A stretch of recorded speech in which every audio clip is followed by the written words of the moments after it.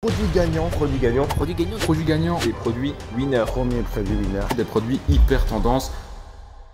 Pour gagner de l'argent en dropshipping, faut-il passer des heures à chercher un produit gagnant ou construire une boutique de niche thématisée? Qu'est-ce qui fonctionne le mieux? Quel est le secret? Pourquoi la majorité des gourous du web parlent-ils plus de produits gagnants plutôt que d'autres méthodes? Toutes ces questions, on va y répondre dans cette vidéo. Et je pense être bien placé pour y répondre car j'ai déjà essayé les deux méthodes et j'ai fait de l'argent avec les deux. Donc installe-toi bien dans le fond de ta chaise, prends-toi un petit café et c'est parti.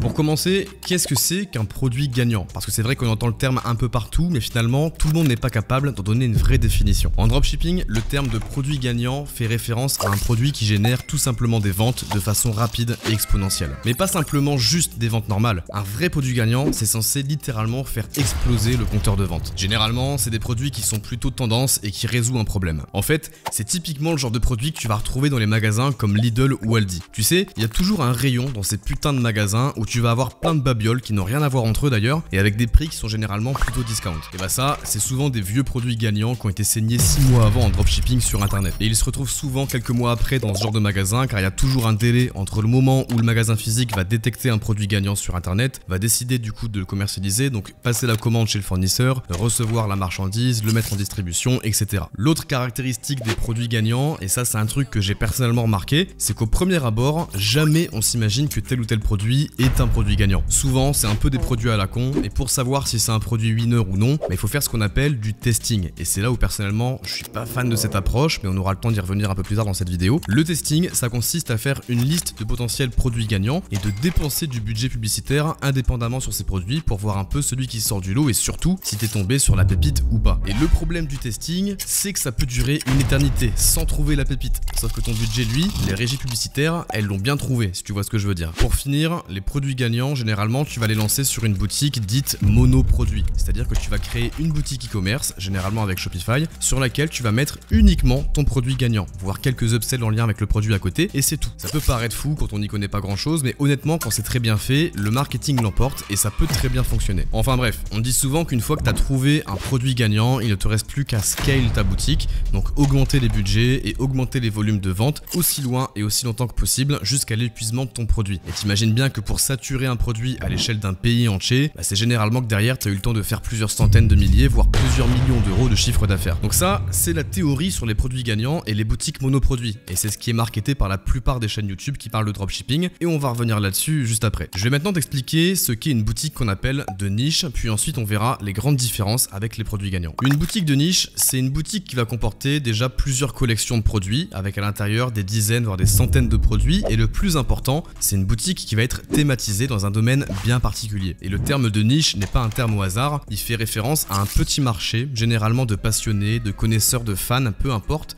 mais globalement, un marché de niche, c'est tout l'inverse d'un marché qu'on pourrait dire général. Par exemple, Azos, qui est une boutique en ligne de vêtements, est un site généraliste. Ce n'est pas une boutique de niche, malgré que ce soit uniquement des vêtements. Une boutique de niche dans l'univers des vêtements, ce serait par exemple un site de maillot de bain pour femmes, ou alors un site spécialisé sur les écharpes et les bonnets, ou encore un site spécialisé dans les chaussures. Et donc, une autre façon de faire du dropshipping, qui est celle que je pratique aujourd'hui et qui est à l'extrême opposé des boutiques monoproduits gagnants, c'est de créer une boutique de niche dans une thématique bien précise, y ajouter des centaines de produits et les trier par collection. Pourquoi est-ce que c'est intéressant de faire comme ça? Pour la simple et bonne raison qu'en faisant ça, on en a rien à foutre des tendances, rien à foutre des produits gagnants et pas besoin de changer tous les mois de boutique pour refaire du testing. On va créer des projets long terme, accumuler des emails clients, relancer nos prospects avec des offres toute l'année, référencer notre site web sur Google et faire petit à petit un effet boule de neige qui fait que tu auras des boutiques qui génèrent des ventes tous les jours. Bref, un vrai business tout en travaillant en dropshipping, donc sans stock, et ne plus bidouiller en cherchant des produits pourris dignes de téléachat. Et quand tu arrives à ce stade d'avoir créé un écosystème complet et que tu arrives à avoir des ventes automatiques tous les jours avec ta boutique, tu as créé ce que j'appelle une muse. Une muse, c'est un terme qui a été mis en lumière par Tim Ferriss, l'auteur de la semaine de 4 heures, et qui décrit tout simplement un business en ligne qui génère des revenus plus ou moins passivement grâce à la mise en place de techniques et d'automatisation. Pour ma part, c'est exactement la direction que j'ai pris aujourd'hui. J'ai plusieurs muses, donc plusieurs boutiques e-commerce thématisées spécialisé en dropshipping, principalement sur le marché français, et j'ai enfin, depuis plusieurs années maintenant, des revenus stables issus de mon activité en e-commerce. J'ai d'ailleurs fait plusieurs vidéos dans lesquelles je te dévoile certaines de mes muses, dont une boutique qui a fait plus d'1 million d'euros de vente et une autre qui a fait plus de 500 000 euros de vente. On va revenir juste après sur pourquoi j'ai arrêté définitivement de faire des boutiques monoproduits avec les produits gagnants, pourquoi les gourous malhonnêtes continuent de marketer cette façon de faire, mais avant ça, je vais t'expliquer clairement les grandes différences entre les deux méthodes.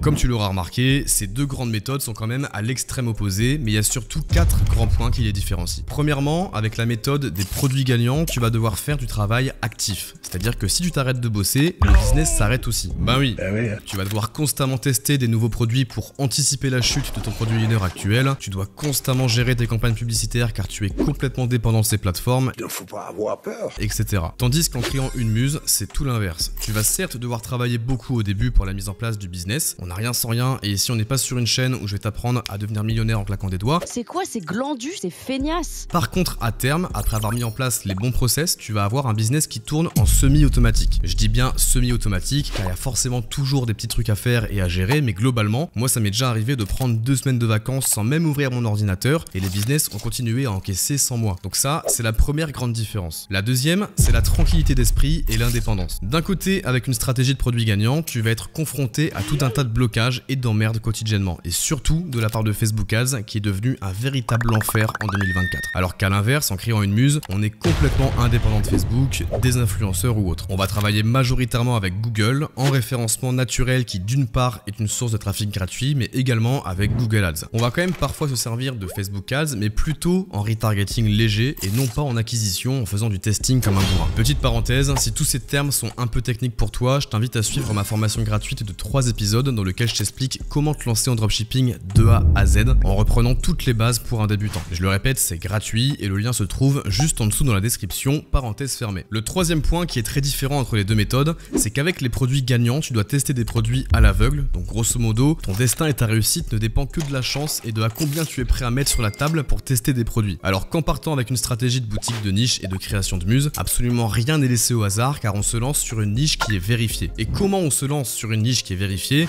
Tout simplement en analysant les volumes de recherche sur Google pour savoir si les gens cherchent à acheter des produits qu'on va vendre. Là encore, c'est un peu technique, donc si tu veux en savoir plus, je t'invite à regarder à tête reposée ma formation gratuite. Elle dure plusieurs heures et je rentre vraiment en détail là-dedans. Et maintenant, la quatrième et dernière grande différence entre les deux méthodes, c'est évidemment le budget. Même si les gourous essaient de te faire croire que tu peux te lancer avec 0 €, crois-moi, tester des produits, ça coûte vraiment beaucoup d'argent. Et ça, c'est même pas uniquement moi qui l'affirme, je veux dire, dans mon entourage, j'ai encore quelques potes qui des fois essaient de lancer des monoproduits et même eux, ils le disent qu'aujourd'hui il faut au minimum plusieurs milliers d'euros devant toi avant de trouver un produit potentiellement intéressant. A l'inverse, en créant une muse, étant donné qu'on utilise au départ principalement des méthodes de trafic gratuits voire peu chères et qu'en plus de ça on se lance sur des niches sur lesquelles on est sûr de gagner de l'argent car on sait qu'il y a des acheteurs qui tapent nos mots-clés, on a forcément besoin de beaucoup moins de budget pour se lancer. Aujourd'hui, pour créer une muse, honnêtement, si t'as 500 € de côté, c'est déjà plus que correct et donc ça c'est aussi un critère à ne pas négliger. Alors maintenant, la question qui fâche, et là je vais pas me faire des amis, pourquoi est-ce qu'on entend toujours parler de produits gagnants sur la plupart des chaînes YouTube qui parlent de dropshipping? Pour moi, la raison elle est simple, la plupart des gens qui parlent de dropshipping sont là pour te vendre la pelle et non pas directement le chemin vers le trésor. Ils n'en ont rien à foutre que tu réussisses ou non tant que tu achètes leur logiciel de recherche de produits ou alors leur formation périmée. Vendre une formation et accompagner les gens à réussir, c'est très bien, je le fais moi-même, j'ai un programme d'accompagnement dans lequel j'ai mis toutes mes tripes et où on accompagne un à un les membres jusqu'à ce qu'ils aient des résultats réels, mais je pense qu'il y a des personnes qui ont un intérêt uniquement dans la vente de formation et non pas dans les résultats que vont avoir leurs élèves derrière. Maintenant, je pense aussi qu'il y a une autre raison qui fait que les gourous parlent encore de produits gagnants en 2024, c'est qu'ils ne font eux-mêmes pas ou plus du tout de dropshipping. Donc forcément, comment savoir si une méthode fonctionne mieux qu'une autre en 2024 si tu n'es même plus activement dans ce business? Forcément, ça coince. Et la dernière raison, et ça c'est pour moi la pire et j'y suis confronté tous les jours, c'est que c'est plus facile de vendre une formation quand on fait croire aux gens que le business c'est facile,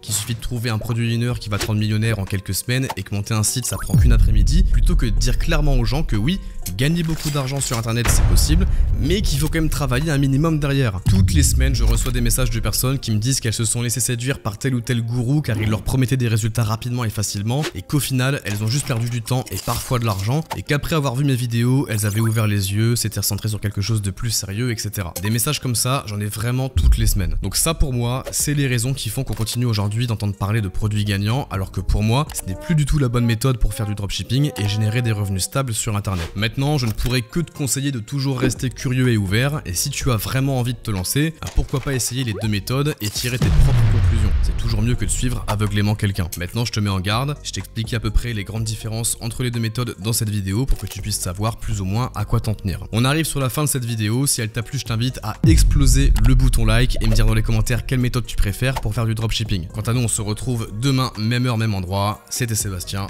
ciao.